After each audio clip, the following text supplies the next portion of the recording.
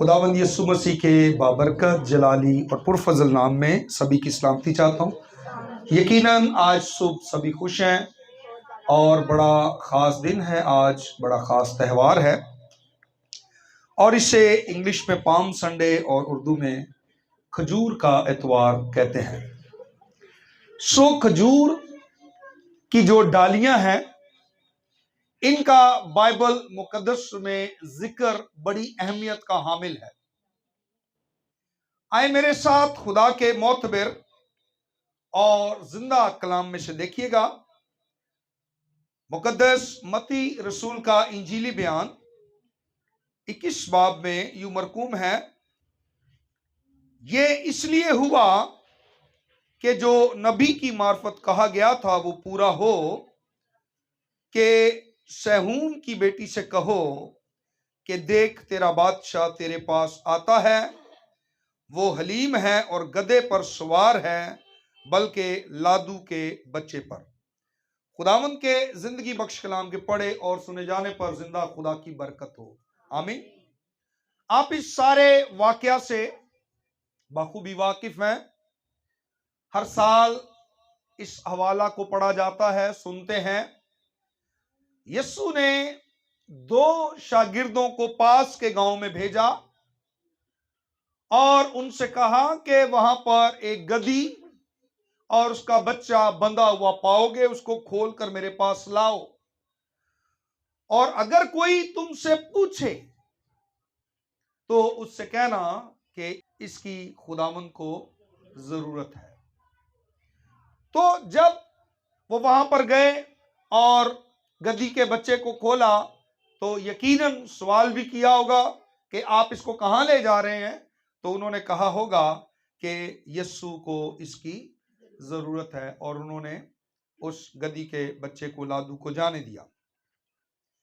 इसके अंदर बहुत से असबाक हैं, बहुत से दर्श हैं सीखने के लिए, लेकिन थोड़ी देर हम बात करेंगे खजूर की डालियों पर कि ये क्यों इतनी अहम है, ये क्यों इतनी खास हैं, जिसका जिक्र मुकाशवा की किताब उसके 7 बाब में भी आया है कि एक बहुत बड़ी भीड़ खजूर की डालियां लिए हुए उसके तख्त के सामने हाजिर थी और वो वहां पर खुशी मना रहे हैं, क्योंकि बाइबल बयान करती है कि खजूर की जो डालियां हैं या पाम ट्री जो है ये फतह की अलामत है, ये फतह का निशान है और ये फतह को जाहिर करती है। पहली सलातीन 5 बाब उसकी 29वीं आयत को आप पढ़ें तो सुलेमान ने जो हैकल तामीर की उसकी दीवार पर भी खजूर की डालियों को नस्ब किया गया, बनाया गया, कंधा किया गया, और ये फतह की अलामत है और ये सिंबल ऑफ विक्ट्री हमें नजर आता है खुदा के कलाम में। और भी बेशुमार सिंबल हैं खुदा के कलाम में, लेकिन ये सिंबल ऑफ विक्ट्री, ये फतह की अलामत, फतह का निशान है, और ये बड़ी खास अलामत, बड़ा खास सिंबल हमें खुदा के कलाम में मिलता है। इसके बाद हम कज़ात 4 बाब उसकी 5वीं आयत में दबूरा नबिया को देखते हैं, और जिस खजूर के दरख्त के नीचे बैठकर वो इंसाफ करती थी, ये फतह के इंसाफ थे, और ये अदालतें और जो कुछ भी वो वहां पर कर रही है ये सारे फतह के वो वक्त है, क्योंकि वो खजूर के दरख्त के नीचे रहा करती थी, और ये फतह की अलामत है। और खुदावंद ने मुझे और आपको फतह से बढ़कर गलबा दिया है। हमारा यीशु फतहमंद बादशाह और फतहमंद और जलाली खुदा है, और इसलिए उसके पैरोकार भी फतहमंद और एक वक्त आएगा कि उसी की तरह जलाली होंगे। खुदावंद यीशु मसीह ने 2 शागिर्दों को भेजा और 2 को भेजा कि वो इस लादू को लेकर आए। बड़ी खूबसूरत बात है कि खुदावंद यीशु अल मसीह अनट्रेंड गधी के बच्चे पर, जिस पर पहले कभी कोई सवार नहीं हुआ था, और जब गधे या घोड़े पर पहली बार कोई सवारी करता है तो ये जानवर ऐसा जानवर है कि वो अपनी पीठ पर किसी को बैठने नहीं देता, लाते मारता है, अनकंफर्टेबल फील करता है और सवार होने वाले को लात मारकर गिरा देता है। लेकिन खुदावंद यीशु मसीह ने अनट्रेन्ड लादू पर सवारी की है। अगर खुदावंद किसी को अपने काम के लिए बुलाता है तो कई लोग ये कह करके हमारा एक्सपीरियंस नहीं है, हमें तजर्बा नहीं है, हमें कुछ नहीं आता, हम नहीं कर सकते। तो मैं आपको बताना चाहता हूं, जब जीसस आपको कॉल करते हैं, जब यीशु आपको बुला रहा है, जब वो आपकी जिंदगी में शामिल हाल होना चाहता है, जब उसका मसा, उसकी हजूरी आप पर ठहरना चाहती है, जब वो आपको इस्तेमाल करना चाहता है, और ट्रेंड भी वही करेगा क्योंकि वही सबसे जबरदस्त ट्रेनर है और वही सबको ट्रेंड करना जानता है, तो फिर हमें उसके हाथों में, उसके पास आना चाहिए ताकि वो हमें तैयार करे, इस्तेमाल करे, हम पर सवारी करे। क्योंकि जब इस लादू के बच्चे पर यह बंधा हुआ है, इसकी कोई वैल्यू नहीं है, इसके मालिक भी इसको देख रहे हैं, लेकिन ये जहां बंधा है वहीं पर बंधा हुआ है। लादू और उसकी जो मां है, गधी और उसका बच्चा बंधे हुए। लोग आ रहे हैं, ना कोई पानी इनको पूछ रहा है, ना कोई कपड़े बिछा रहा है, ना कोई डालियां ला रहा है।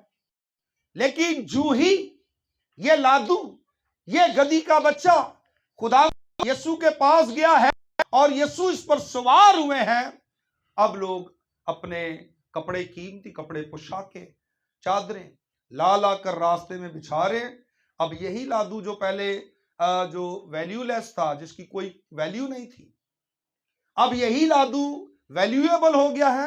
अब इसकी बड़ी कदर हो गई है क्योंकि यीशु इस पर सवार है। लोग होशाना के नारे लगा रहे हैं, लोग इस गधी के बच्चे के जो पैरों के नीचे कपड़े बिछा रहे हैं, और देखें कैसा शाहाना इस्तकबाल किया जा रहा है यीशु मसीह का। खुदावंद यीशु मसीह को लोग होशाना के नारे लगा लगा कर, और ये फतह के नारे लोग लगा रहे हैं, और यकीन जाने ये वो पेशनगोइयां हैं जो पूरी हो रही हैं कि देख तेरा बादशाह चला आता है, तुख्तरे सहून, तेरा बादशाह तेरे पास आता है, वो हलीम है और गधे पर सवार है। ये उसकी जो पेशनगोइयां भी हैं, और ये बता रही हैं कि जो गधी के बच्चे पर सवार है वो हलीम है, और यीशु ने कहा मैं दिल का हलीम और फरोतन हूं, मुझसे सीखो।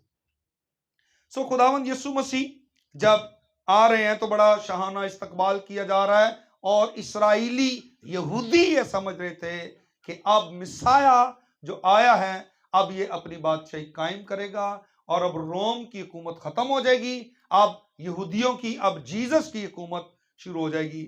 लेकिन यीशु ने कहा था कि मेरी बादशाही इस दुनिया की बादशाही नहीं है।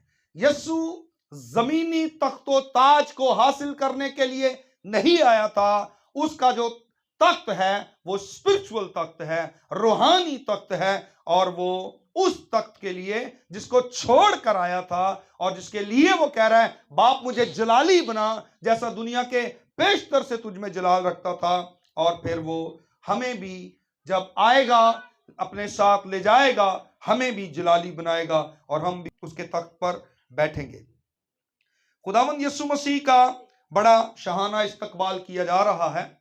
लेकिन याद रखिए, जैसे आज के दौर में लोग बहुत जल्द भूल जाते हैं किसी की भलाई, किसी का अच्छा काम, किसी की कुर्बानी, किसी का जो उसने उसके लिए टफ टाइम लिया हो, उसके लिए कोई कुर्बानी दी हो, रखने में खड़ा हो, लोग भूल जाते हैं। इसी तरह ये लोग चंद दिनों बाद ही खुदावंद यीशु अल मसीह की हर भलाई को, हर अच्छे काम को, हर मिरेकल को, कि उसने अंधों की आंखें खोली, कोड़ियों को पाक साफ किया, गुनहगारों को नजात दी और मुर्दों को जिंदा किया, ये सारे काम चंद ही दिनों में वो भूल गए, क्योंकि इन लोगों के जो नारे थे वो जज्बाती नारे थे।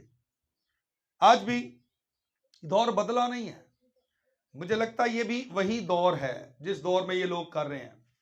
दो चार लोगों ने नारे लगाए होंगे बाकी सारे लोग नारे लगाने शुरू हो गए और उनको देखकर जो रह गए थे वो भी नारे लगाना शुरू हो गए, होशाना होशाना। लेकिन जज्बाती नारे थे, अंडरस्टैंड नहीं करते थे, समझते नहीं थे। इसीलिए चंद दिनों बाद ये जोर जोर से कह रहे थे, इसे सलीब दे, इसे सलीब दे, इसे मसलूब किया जाए, इसे कत्ल किया जाए, इसको मार दो। क्योंकि आज भी लोग चंद दिनों बाद ये पाम संडे मनाते हैं, होशाना के नारे लगाते हैं, रब खुदावंद बादशाह है, वो जलाल दा बादशाह है, देख तेरा बादशाह आने वाला है। सारे ये गीत जबूर गाते हैं और बड़ा खुशी का इजहार करते हैं। लेकिन चंद दिनों बाद फिर ये लोग भूल जाते हैं, इनको याद नहीं होता कि यीशु कौन है, क्यों आया, क्या किया उसने, वो कुछ गरज नहीं है। यकीन जाने बाज दफा हम इन त्योहारों को खाने पीने, नए सूट पहनने, शो मारने और अजीजों को मिलने का नाम देते हैं। यही हम समझते हैं, इसका मतलब यही है, ये त्योहार ये हैं, एक दूसरे को मिलो, खाओ पियो, खुशी मनाओ, जश्न मनाओ। खुदा ने हमें ये त्योहार दिए हैं, खुदा ने बेशक हमें ये त्योहार दिए हैं, लेकिन देखें कि ये त्योहार बन कैसे गए। देखें कि हम जिस टाइम में हम खुशी मनाते हैं, एंजॉय करते हैं, जॉय करते हैं, हैप्पी होते हैं, और वो हैप्पी मूवमेंट जब हमारी जिंदगी के अंदर आती हैं तो वो ये कैसे ये लम्हात हमें मिले, ये कैसे जो थे ये खुशी में तब्दील हुए। क्योंकि बाइबल कहती है कि जो मौत के साया की वादी में बैठे थे उनके लिए जिंदगी का नूर चमका, और जितनों ने उसे कबूल किया उसने उन्हें खुदा के बेटे और बेटियां बनने का हक दिया है। हमें यीशु मसीह के वसीला से ये मातम, रोना, खुशी और नारों में तब्दील हो गया है। इसलिए हमें इस बात को अंडरस्टैंड करना है कि फर्स्ट प्रायोरिटी जो है, पहला दर्जा जो है उसका है, जिसके वसीला से ये त्योहार हैं। सो हमें इस बात को याद रखना है कि खजूर की डालियां जिनका जिक्र किताब मुकद्दस में है, ये एक फतह का बहुत बड़ा सिंबल है, ये फतह का बहुत बड़ा निशान है, अलामत है, और हम एक फतहमंद मसीही जिंदगी गुजार रहे हैं। आज पाम संडे है, इतना वक्त नहीं है कि मैं मजीद इसकी गहराई में जाकर आपको वो बातें बता सकूं कि जिनसे आप जान सकें कि यीशु कौन था। लेकिन आज हम इतना जरूर सीख पाएंगे कि खजूर की जो डालियां हैं जिनका किताब मुकद्दस में बार बार जिक्र आया है, मुतादिद बार इसका जिक्र आया है, तो ये इसीलिए आया है क्योंकि ये फतह की अलामत है। और देखें, यीशु मसीह ने किसी घोड़े का चुनाव नहीं किया, हाथी का, ऊंट का, किसी और बड़े जानवर का चुनाव नहीं किया, बल्कि गधी के भी बच्चे का चुनाव किया है। कुजात की किताब में मिलता है कि सुलह के लिए गधों को इस्तेमाल किया जाता था। गधे पर सवारी करने वाला शख्स, और खास तौर पर व्हाइट कलर का जो गधा होता था उस पर सवार होते थे जो लोग सुलह करने के लिए जाते थे। तो व्हाइट गधे जो थे वो सलामती के लिए, अमन के लिए इस्तेमाल किए जाते थे। और यीशु मसीह जिसकी पैदाइश पर ही फरिश्ते कह रहे हैं कि वो सलामती का शहजादा है, जमीन पर सुलह कराने के लिए आया है, और यीशु मसीह सुलह कराने के लिए गधे पर सवार है। उस दुश्मनी को खत्म करने के लिए जो है वो गधे पर सवार है, जो इंसान और खुदा के दरमियान में थी, उस जुदाई की दीवार को गिराने के लिए आया है, सुलह का हाथ बढ़ाया है, पहल की है उसने। और यीशु मसीह गधे पर सवार है क्योंकि गधा सुलह के लिए इस्तेमाल किया जाता था और घोड़ा जंग के लिए। तो यीशु मसीह ने घोड़े का या किसी और बड़े जानवर का चुनाव नहीं किया है, बल्कि उसने लादू के बच्चे पर सवारी की है, और लोग कपड़े बिछा रहे हैं, होशाना के नारे लगा रहे हैं, और यीशु सुलह का हाथ इंसान की तरफ बढ़ा रहा है और चाहता है कि इंसान की खुदा के साथ सुलह हो जाए। और इसमें हमारे लिए एक पैगाम है, उसने दो को भेजा कि उस लादू को खोल कर लेकर आए, गधी को और उसके बच्चे को। आज जितने भी लोग बंधनों में बंधे हुए हैं, मिशनों के गुलाम हैं, मिशनों की तालीमों ने और कई तरह की तालीमों ने उनको बांध रखा है। आप जाइए, आपके पास गॉस्पल है, आपके पास सच्चाई का कलाम है। लोग अंधे हैं, उनको सच्चाई नजर नहीं आती। खुदा का कलाम सच्चाई है, लिखा तुम सच्चाई से वाकिफ होगे, सच्चाई तुम्हें आजाद करेगी। लोग अंधे हैं, उन्हें सच्चाई नजर नहीं आती। लोग बहरे हैं, उन्हें सच्चाई सुनाई नहीं देती।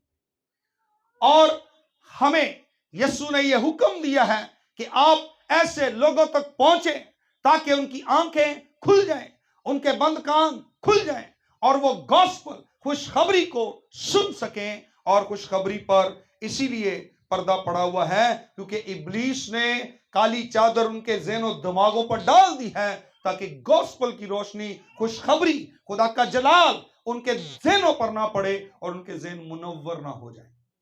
खुदावंद यीशु चाहता है कि हम ऐसे लोगों तक पहुंचे, उनको इंजील सुनाएं, उनके साथ बात करें। याद रखिएगा कि जो भी कोई बात अच्छी है, बुरी है, कैसी भी कोई बात है, कलाम की है या कलाम से बाहर है, जो भी बात आप करते या सुनते हैं वो ज़हनों पर असरअंदाज होती है।